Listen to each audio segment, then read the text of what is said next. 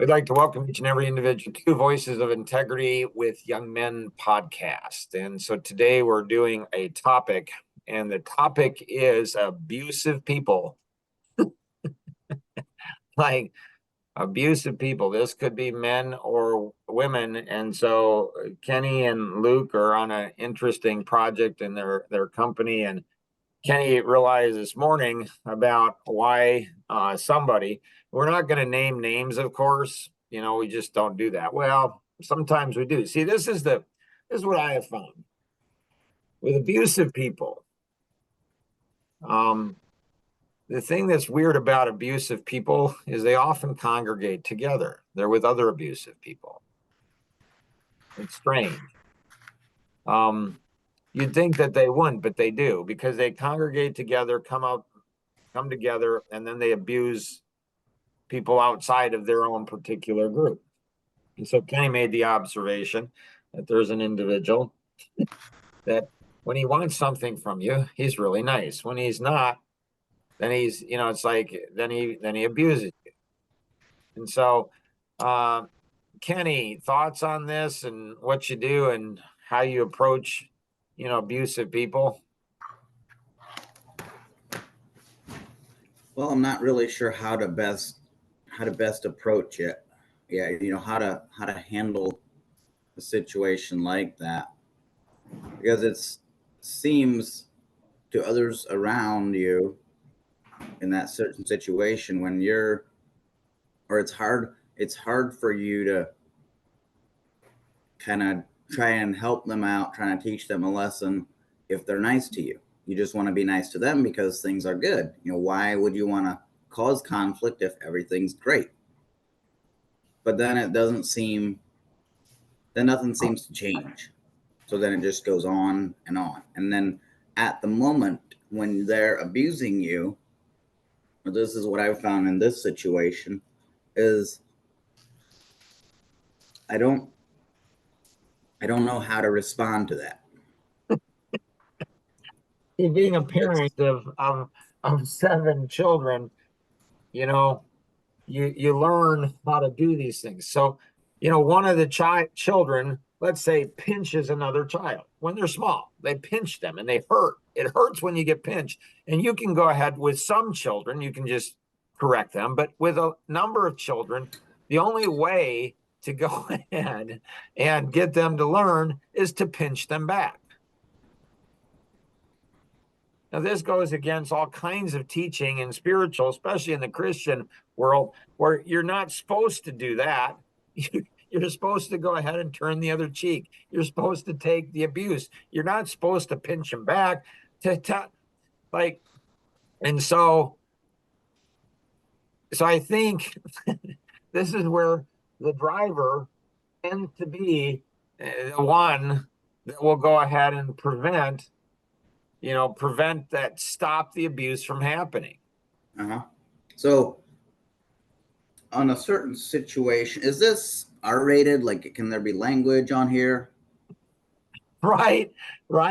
So yeah, it's young men, right? So it's a podcast for young men. Yeah, we can use language. That's fine. So I think it was the day before yesterday, a certain scenario went down and we were called a dumbass by this said person. And we didn't, the ideal response would have been, well, you'd rather be a dumbass than a lazy ass. But then afterwards, we just kind of subtly mocked him. So Luke was called a dumbass by said person, and then we just kind of called each other a dumbass. And it was all Amish. We were speaking in Amish, and then the dumbass part. So it was that was a little, I don't know, I felt morally wrong because I knew we were mocking him. But I decided to give it a shot and kind of see what happens. Right. Right. See, this is good stuff. I mean, it doesn't seem like Christians are like, you can't do that. And it's like, if you, like, the Bible says a soft answer turneth away wrath. Well, it might turn away wrath. I'm not saying you don't ever have a soft answer. I'm just saying a soft answer gets you punched in the face with a bully, an emotional bully. See, and this is what's interesting, is that person is terrified of being exposed. They're an imposter. Like everybody knows that around them, they're just mean bullies. And the whole company, the whole organization, and the individual and the company, the group or organization, whoever this is, they're terrified of being exposed for who they are. But why are they so terrified? Because they could be so much further ahead in life if they just realized, here is what's going on. We are in the wrong for this. Like, what's the big I deal? think in their own mind, they see themselves as a good person.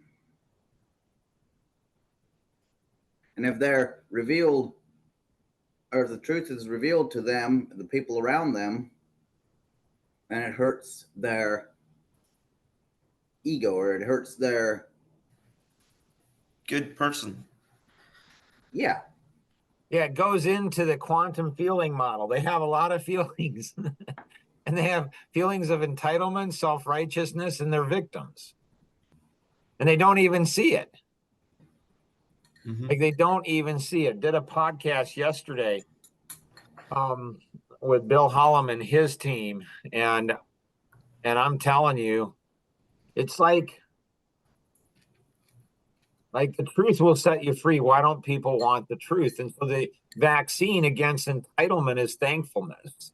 The vaccine against self-righteousness is humility. The vaccine against victimhood is ownership. But people who are entitled, self-righteous, and victim, they don't even know they're that. And they congregate together. And it becomes like a cage fight in an organization. And doing what I do for a living for the last 30 plus years, I can't tell you how many times I've seen this. Like it's like a brawl in the company. It's like you go into the company, you got to be ready for a fight. Because if you're not ready, you're going to go ahead. And so what happens is everybody shuts down. Nobody tells the truth. Nobody's aware, but they're all afraid of one thing. Every single one of them are afraid of one thing, and that's exposure. That's exposure. They don't want to be exposed. That's why doing the podcast is so powerful. Because like if they're listening to this now, they're going to know who they are. And it's got tremendous power. And they'll project they'll project their own hearts on you. The mirror principle, they're going to project onto you their own hearts. And they don't even see it. Like we're trying to help you. We're trying to go ahead and help you, but you can't be helped. I mean, So, where does this all start? The abuse of other people. Is it being abused sometime, or probably there's something in somebody's childhood.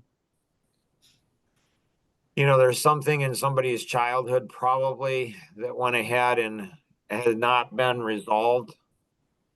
There's some type of hurt or pain, and they've just learned this is what you do. do you think people would pick it up after they're adults from other people? I think if you're around other people, if that's what you have to do, if that's what you have to do to survive, in an environment, if that's the culture, so in construction, my father-in-law has been in construction his whole life. And so there's a lot of trash talk, on construction, but good construction teams are always like, it's in fun. It makes the work go by faster. It's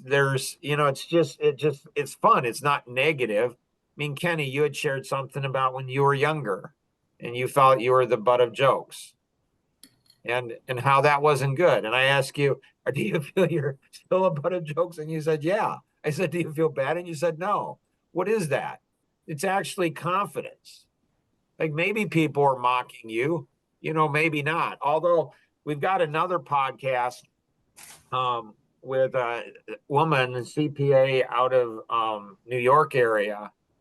And she went ahead and said that when she was younger, she's been at the CPA firm now. She's a partner in the firm, but she was in her 20s. And she's like, I felt so stupid. I just felt stupid when she started. She said, and I wanted to stop feeling stupid. And so I just worked like crazy not to be stupid. So rather than saying you're making me feel stupid, rather than projecting our feelings onto other people, like they're the cause of our feelings, which makes no sense at all. Right. I'd be the victim to the ownership. Yeah. Right? Yep. Yep. That's And cool. so I remember as a young kid, I just remember saying, Mark, you're average or below average. And I'm not going to be average or below average. Well, how are you going to go ahead and stop that? I have to work hard. I have to think in a different way than other people because, I don't do so good in school. So I'm going to have to, I don't want to be average or below average. I mean, I want to be something spectacular. I want to have a significant life. Well, to have a significant life, I need to be significant. And to be significant, I have to do significant things. And doing significant things are not easy things to do, especially for young men. They're just not. So, what would you call something significant? Uh, significant. Well, I think significant is probably a lot of little things that we don't realize are significant. Like I was talking with a young mom a few years back, and she had a couple kids at the time, younger kids. And I asked her, how she was doing spiritually, 110. She said, probably an 8. I said, that's great. I said, so what would make that, what would make that more? And she said, more, meditation, more, just quiet time, just her. Well, she's got young kids. I said, so when you're giving the girls a bath, when you're when you're feeding them, do you look at that as one-on-one time with God? Do you look at that as time with God? Do you as spiritual? And she said, I don't. I said, you might want to think about looking at it that way. She's like, that's interesting. And so significant is often when we're doing something for other people. Like if you're hanging in there and somebody's abusing you, is that a good thing? Or is it a bad thing? It's hard to say. Like if you're enabling, if you're treating him the same way everybody else, the reason he does this to you is because he thinks it works. That's why he does it. And he's probably got messed up relationships. It's probably, I don't know, but he's probably a mess. And if if there's leadership and they won't address stuff, well, they probably struggle with, relationships too, and friendships too, and, significance too. Because so much of it's based on fear. But significant is often things that we don't, we do that we don't want to do. It doesn't feel good. I don't want to. I don't feel good. I don't want to do it, Grandpa. Me either. So this has been a great podcast.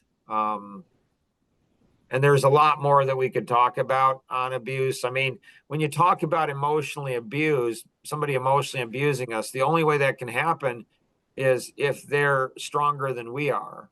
See, the approach in schools these days is tell people to stop bullying. Well, why is a bully bully? A bully bullies because often they've been bullied. A bully bullies because they're insecure. See, telling them to stop bullying probably is not going to be effective. So what's happening is it's like we're teaching all of the kids in school to be victims. Like, you're bullying me. You're bullying. Okay. Well, you guys raised Amish. It's faster, more efficient for you to work when you're talking in Amish Dutch. But you understand that you've been raised, hey, if you're around English, don't talk in Amish Dutch. because they might be insecure. They might think you're talking about them. And maybe you are, but if somebody's not going to treat you well, how do you go ahead and, so I was doing volunteer work for Brown Center of Autism in Nashville, and behavioral science. She says, if somebody is doing an illicit behavior, something that's bad, mean, abusive, and you respond to them the same way, 3 times or more, you become a part of the problem. So we can be around people and they can mistreat us, and then we just put up with it, and then we become self-righteous, or we become a victim, or we think this is in the affluent world. It's the kick the dog principle. Like, why do kids come home, or adults come home and kick the dog? What'd the dog do to them? Nothing. Well, it's because in affluence and working with very wealthy people, often very wealthy people abuse their vendors. The realtor, loan officer, banker, builder, anybody. They abuse the people that they're working for. And what do the owners of those companies often abuse? The employees, and then the employees, they abuse, their customers. So everybody's in an abusive situation, and it's like, how do you stop it? People don't even realize they're doing it because they're entitled. The person's entitled to treat you, that way. And then they're self-righteous, which is weird. I'm a better person than you because you're abusing me. What's up with that? And then when you go ahead and treat them, like they treat you, then they become a victim. It's like these three feed on one another. So we'll have more podcasts on this. Closing thoughts?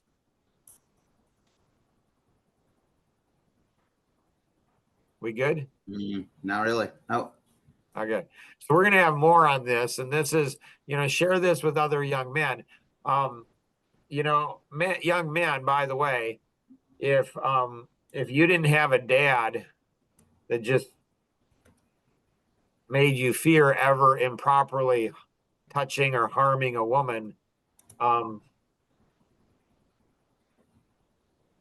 way I was taught is if a woman's coming at you with a weapon, seriously, you can defend yourself, but even in that situation, you try to make sure she doesn't get harmed. And so we'll talk about that and anger. There's a great podcast for addictions and addiction to anger. So young men have a lot of anger. So we'll talk about some of those topics. Make sure that we share this with other young men and older men and young women and older women.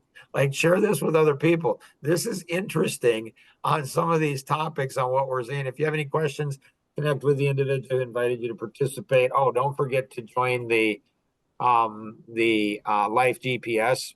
There's a community there, and there's some great tools. Look at your personality and see how, why you're being abused, or maybe how you're abusing others and you don't even know it. Each one of the different personalities will abuse and not even know they're abusing. It's crazy. That'll be a great podcast. If you have any questions, connect with the individual who invited you to participate, or you can call toll free 888-230-2300 outside the US 630-393-9909. Always remember, we can accomplish so much more together than we ever could on our own. Have an amazing day. Bye-bye.